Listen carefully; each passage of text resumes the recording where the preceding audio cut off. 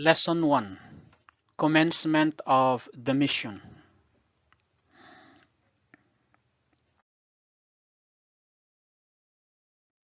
Bismillahir Rahmanir Rahim. Allahumma akhrijna min zulumatil wahm wa akrimna bi nuril fahm. Allahumma aftah alayna abwaba rahmatik wanshur alayna khazaina ulumik برحمتك يا أرحم الراحمين والحمد لله رب العالمين. Welcome to Lesson 1, Commencement of the Mission of Module 2 on the prophetic period in Mecca of the course on Siratun Nabi.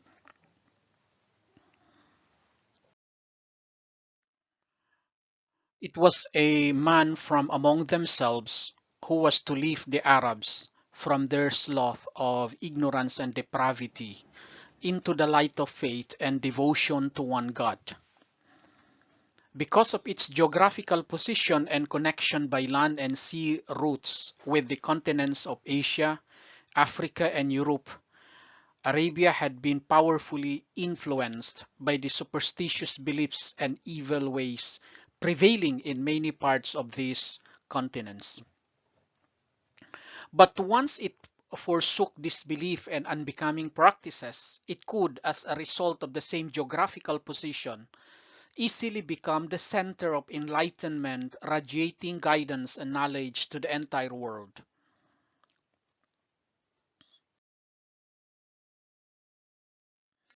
When the Holy Prophet was 38 years of age, he spent most of his time in meditation and solitude. The cave of the Mount Hira was his favorite place. It was there that he used to retire with food and water and spend days and weeks in remembrance of Allah. Nobody was allowed to go there except Khadījah and Alī. He used to spend the whole month of Ramaḍān therein.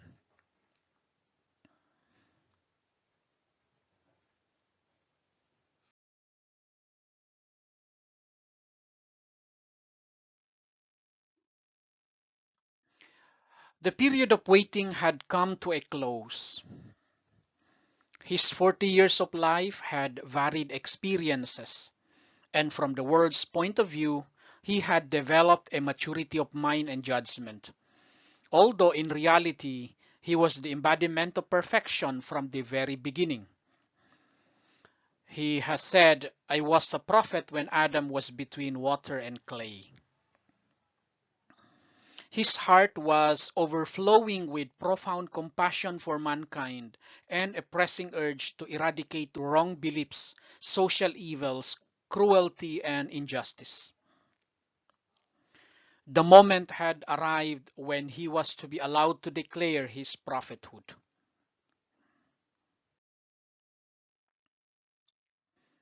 One day, when he was in the cave of Hira, Jibril, the archangel Gabriel, came to him and conveyed him the following message of Allah. Bismillahir Rahmanir Rahim. Iqra bismi rabbika alladhi khalaq. Khalaqal insana min 'alaq. Iqra wa rabbukal akram. Alladhi 'allama bil qalam. 'Allamal insana ma lam ya'lam. Read in the name of thy Lord who created man from a clot of congealed blood. Read, and thy Lord is most bountiful, who taught with the pen, taught man that which he knew not. Quran chapter 96 verses 1 to 5. These were the first verses, ayat, to be revealed, and the date was the 27th of Rajab, 40th year of the elephant, or 610 of the common era.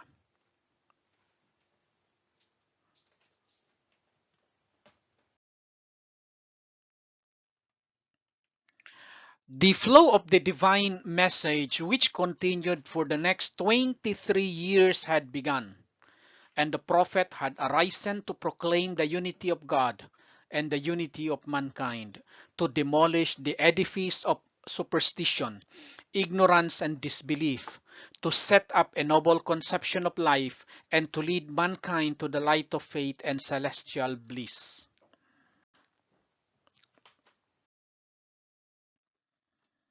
The task was stupendous.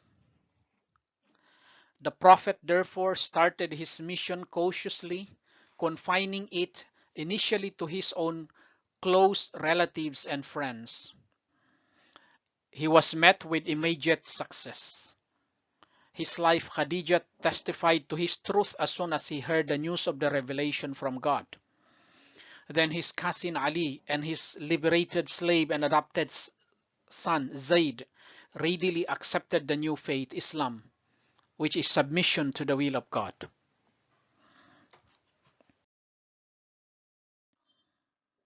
Ibn Hajar al-Asqalani in his book Al-Isaba and Abdul Malik ibn Hisham in his book As-Sirah have written that Ali was the first to accept Islam and pray, and that he accepted whatever was revealed to the messenger by the Lord. At that time, Ali was only 10 years old. After Ali, Zayd ibn Haritha accepted the Islamic creed and prayed, and then Abu Bakr embraced Islam. The companions of the Holy Prophet, Muhammad ibn Ka'ab al-Qarza, Salman al-Farsi, Abu Dhar, Miqdad, Khabbab, Abu Sa'id al-Khudri, and Zayd ibn al-Arqam testified that Ali was the first to proclaim Islam.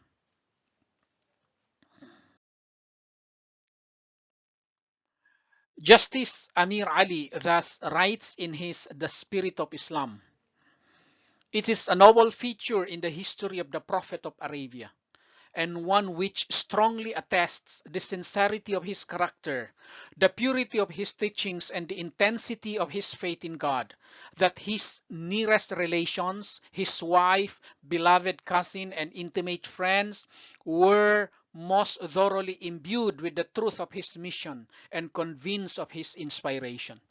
Those who knew him best, closest relations and dearest friends, people who lived with him and noted all his movements, were his sincere and most devoted followers."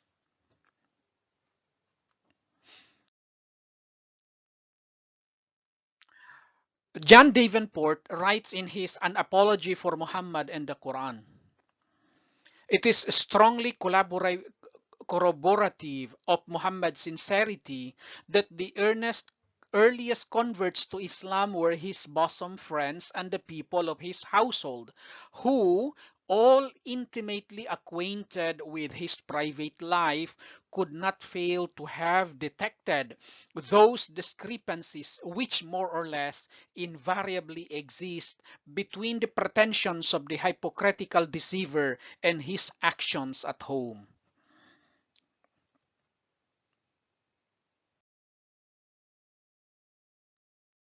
Slowly, the message spread.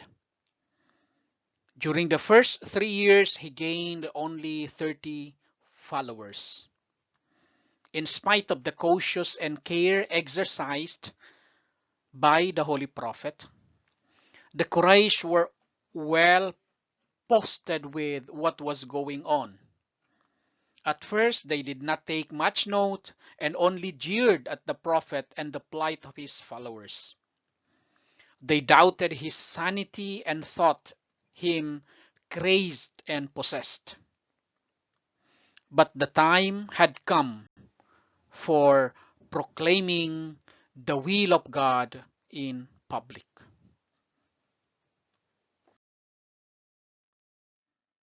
Next meeting, we will deal with this proclamation or public proclamation of the message, with the lesson calling the near ones, inshallah.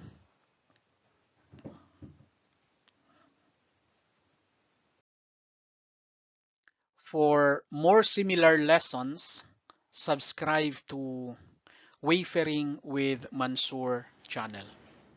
Thank you. Wassalamu alaikum wa rahmatullahi wa barakatuh.